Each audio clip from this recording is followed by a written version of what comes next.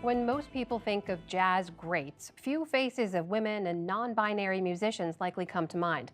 But a new program is working to change that. Jeffrey Brown takes a look at a pipeline being developed to pump talent into clubs and onto stages across the country and the world. It's part of our Arts and Culture series, Canvas. A recent jazz performance at the Kennedy Center's Millennium Stage in Washington, D.C.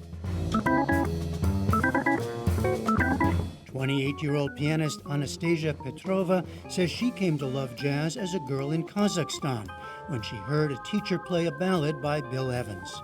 I loved it from the first seconds. I decided for myself, I want to have a piece of that freedom. You use the word freedom. What does that mean?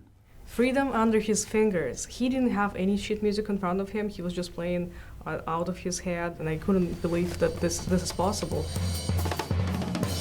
30-year-old Ivana Cuesta Gonzalez grew up listening to music with her father in the Dominican Republic. Then one day came across a drum set in church. I saw the drums and no one could play it, so I was like, I can do it. So, they just pay me like 2 classes, learn the first rhythm and the first field, and that's it. And that was just like the beginning, I would say. Years later, for these early to mid-career professionals, the love is still there. But while the road to making a life in jazz is hard for anyone, some face lingering cultural and other barriers. I approached stage, and a male musician immediately asked me, "Are you going to dance today or sing?" So that immediately diminished my skills as a pianist, and if I don't have someone introducing me to the band, to the house band, there is no way I could join a jam session.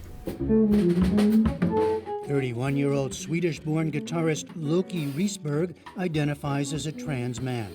You get a feeling, or sometimes people say it out loud, like, "Oh, can you really? Can you?" Like, they question you, and Can you really play? Yeah, and in a way you wouldn't question someone who's a cisgender male, and that sort of puts it in my head that can I really? And like, that's the worst thing I think you should have in your mind when you go up to play a concert or a jam session. These musicians are now part of a new program focused on women and non-binary jazz artists, started by veteran drummer Terry Lynn Carrington. Your average musician, or how I actually really like to say it is, your marginal male musician will be supported and have work opportunities more than a woman that actually excels because of the culture and all of the stereotypes that she has to face before she even plays a note. Carrington, who was performing with her band, Social Science, in one of the Kennedy Center's main theaters that night, is a 3-time Grammy-winning drummer, composer, and producer who's played and worked with legends including Woody Shaw, Stan Getz, Herbie Hancock, and a long list of others. She comes from a musical family. Her father, Matt Carrington, a saxophone player in Boston, introduced his young daughter to the art form and many of its leading practitioners. She played her first professional gig at age 10 and hasn't stopped. She's also a noted educator, teaching at the Berklee College of Music in Boston, where we met recently. She says she used to advise young women to just put their heads down and push past the barriers, but no more. Because everybody doesn't have the same personality. Everybody doesn't have the same confidence. Everybody doesn't have the same support. Everybody doesn't have the same access that I had.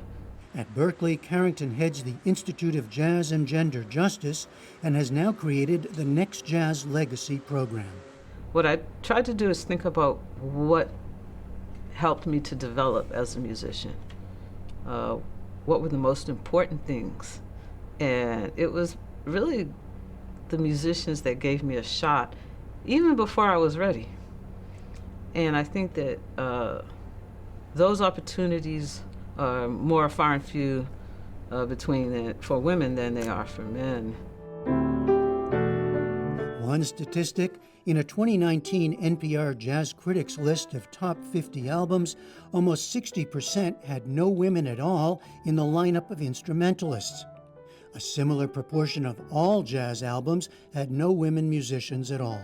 We know there are some fantastic female vocalists who've become very famous and very successful in jazz, but there's a particular problem with instrumentalists and improvisers who, that's the backbone of that community. Next Jazz Legacy was co-launched by the advocacy group New Music USA, headed by Vanessa Reed.